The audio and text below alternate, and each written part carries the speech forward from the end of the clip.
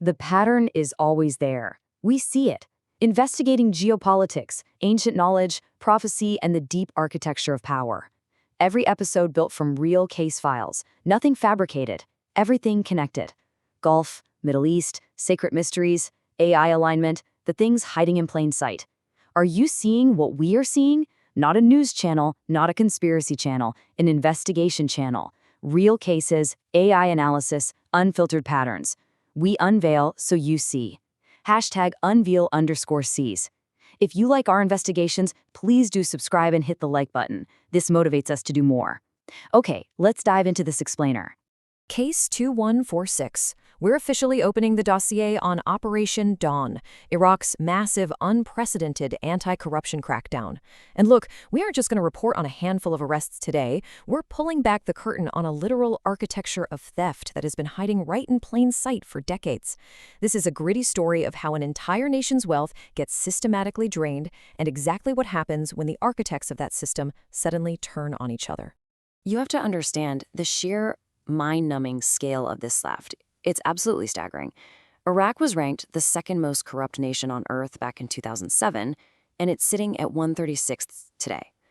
We're talking about $1.08 trillion stolen since 2003. Let me repeat that. Trillion, with a T. That's $35 to $50 billion just vanishing into thin air every single year. To put that into perspective, the amount stolen equals about 9,000 to 13,000 years of Iraq's annual budget. And you have to juxtapose that massive wealth against the visceral, everyday reality for the citizens of Baghdad. 23 straight years of 12 to 16-hour daily blackouts. Absolutely unchanged. It's a country literally swimming in oil wealth, yet 25% of the population is living in poverty. Now, while political elites are busy embezzling trillions, the grim irony is how they actually maintain their grip on power. They systematically buy the votes of the impoverished for absolute pocket change, just $340 to $500. For a mere few $100, an entire district's democratic voice is bought and paid for. They're essentially funding the very system that keeps their own lights off and their hospitals crumbling. So, what's the engine behind all of this? It's called the Muhasasa system. Now, on paper, it's a sectarian quota. It's designed by law to share power. Kurdish president, a Shia prime minister, a Sunni speaker. Sounds fair, right? But in reality, it structurally requires corruption. Every minister effectively owns their ministry like it's their own personal fiefdom. And the ruling elites, well, they protect each other. Why? Because firing a thief from a rival bloc threatens to collapse your entire ruling coalition. Corruption isn't some flaw in the system. Corruption literally is the system. Okay, so how did this house of cards finally start to wobble? The triggers escalated incredibly quickly. Back in May 2026, Oil Minister Jabbar is quietly removed. That was the very first signal. Then, on June 4th, the first major domino falls. Oil Ministry Director General Adnan Al-Jumaili gets arrested, and he wasn't just caught with a few minor kickbacks. No way. He was caught holding $10 million in cash, 3 billion Iraqi dinars, 40 property deeds, stashes of gold, and military-grade weapons. And his confessions? They blew the lid off the whole thing. He named dozens of untouchable figures and stripped away their immunity in one fell swoop. Which brings us to June 28th, 1 a.m. Operation Fajr al-Sadiq, which translates to Truthful Dawn. Elite units of the Counterterrorism Service do a massive sweep across the sealed, heavily fortified green zone in Baghdad. Before the sun even comes up, they bag 47 people, and that number quickly rises to over 65. We're talking sitting members of parliament, ministers, judges, and even a former parliament speaker. It's a visceral, unprecedented strike right at the heart of the establishment. So you might be wondering who actually ordered this. Meet Prime Minister Ali al-Zaidi. He's a really complex figure. He doesn't have a political party of his own, and he has no private militia backing him up. He famously turned down a staggering $200 million bribe to just look the other way. But he carries his own heavy baggage. His own bank was previously sanctioned by the U.S. Treasury because he refused to launder militia money. The guy understands the architecture of this theft better than anyone, precisely because he knows exactly how the money moves. Now, prepare yourselves for the sheer hypocrisy here. Enter Alia Nassif. She actually chaired the Parliamentary Anti-Corruption Committee. Her whole three-part strategy was brilliant PR, fiery public speeches, televised tears while filming herself handing out vegetables to the poor, and weaponizing corruption files aimed solely at her political enemies. But inside her home, the counterterrorism service found 22 Rolls-Royces, each worth $500,000. They found $86 million in cash, literally stuffed inside walls, floors, and swimming pools. 250 grams of gold bars, and solid 24-karat gold lingerie. And yes, authorities confirmed that was completely real, even though those viral photos you probably saw floating around online were AI-generated. And it doesn't stop with her. Take a look at her son, Sajjad. They found 23 purebred Arabian horses, again, each worth a cool $500,000, a massive fleet of luxury SUVs, and right next to all this aristocratic, extreme wealth, military-grade grenades, Kalashnikov rifles, and just stacks of loaded MasterCards holding thousands of dollars. It's this perfect, absurd blending of limitless luxury and violent militia power. You know, you literally can't make this stuff up. Listen to this quote from politician Ibrahim al-Sumadeh. On camera, he declared, "My hands are the cleanest politician's hands in Iraq after Imam Ali ibn Abi Talib." Guess what? He was arrested in the pre-dawn sweep. The internet immediately dug up this clip of him preaching his absolute purity. The cinematic irony of it all, it requires absolutely no commentary from us. It's a clear pattern, right? The louder these officials preached anti-corruption, the deeper their hidden vaults actually were. Take Hind al-Abadi, another fierce public voice for integrity. She was caught with $57 million in cash, Rolexes, Louis Vuitton, and diamonds.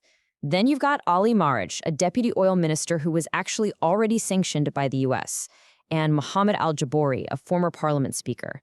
They didn't just bend a few rules. These people operated an industrial-scale looting operation. But hold on, because when we uncover the deeper geopolitical reality here, a really disturbing pattern emerges. Every single arrested figure you just heard about was loyal to Tehran, not Baghdad. They were Iranian-funded and Iranian-directed. Is it just a coincidence that pro-Iran and corrupt are functionally the exact same thing in the Iraqi parliament? Think about it.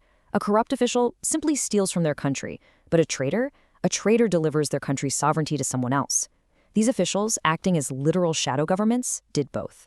So why now? Why this sudden crackdown?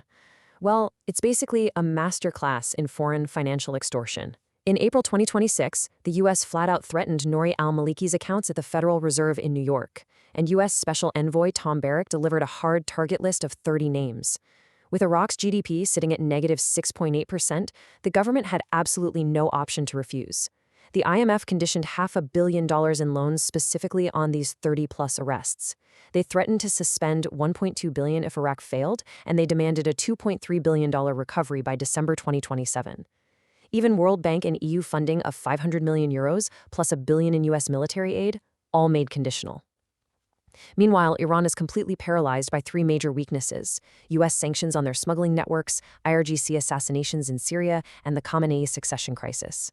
Facing a massive loss of $2 to $3 billion in trade if they showed open opposition, Tehran actually drew the line of who was arrested and who wasn't. They opted for a strategy of calculated sacrifice. They essentially threw 15 to 20 expendable IRGC-linked pawns under the bus just to relieve the pressure. But what about the people actually living through this? Down at the street level, TikTok videos of soldiers counting absolute mountains of seized cash went incredibly viral across the Arab world. But the reaction wasn't just celebration. In Tahrir Square, the main chant became Kulahum Yani Kulahum, which means all of them means all of them. Lawyers are actively boycotting the trials right now on due process grounds. And polling shows that 62% of the public easily recognizes this as a politically motivated sweep. They hit the nail on the head. They know the corruption isn't just a few bad apples, it's the system itself. Which brings us to a massive historical irony. We call it the Maliki inversion. Flashback to 2008. Then Prime Minister Nouri al-Maliki used this exact same counterterrorism service against the rival ISCI bloc in a huge sweep. And the result? Every single person was released by December 20th, the charges were suddenly deemed fabricated, and there were zero convictions. Fast forward to 2026, Prime Minister al-Zaidi uses the CTS against Maliki's own proxy bloc, and Maliki actually publicly endorses the raid just to save himself. It's a historical circle that completely mocks the notion of justice. The true credibility of Operation Dawn isn't measured by 47 arrests. It's measured by whether the 47th arrest will ever be the ultimate architect of the system himself, Nouri al-Maliki. So what does this all mean? What's the most probable outcome here? Honestly, selective prosecution. For sure, we'll see a few convictions and some stolen assets will be recovered just to appease the IMF. But that foundational Muhasasa architecture, the quota system that structurally demands this theft to begin with, it remains entirely intact. There is absolutely no structural reform actually happening here. They're just trimming the branches to save the root.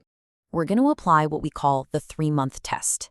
By September 2026, we will know the truth. Are these 65 officials still sitting in custody, or were they quietly released out the back door?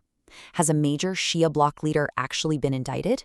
And most importantly, the real test for everyday people. Has the electricity in Baghdad improved at all? Because if the lights don't come on, Operation Truthful Dawn will be remembered as nothing more than the twilight of another failed promise.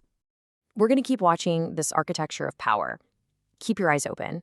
If you like our investigations, please do subscribe and hit the like button. This motivates us to do more.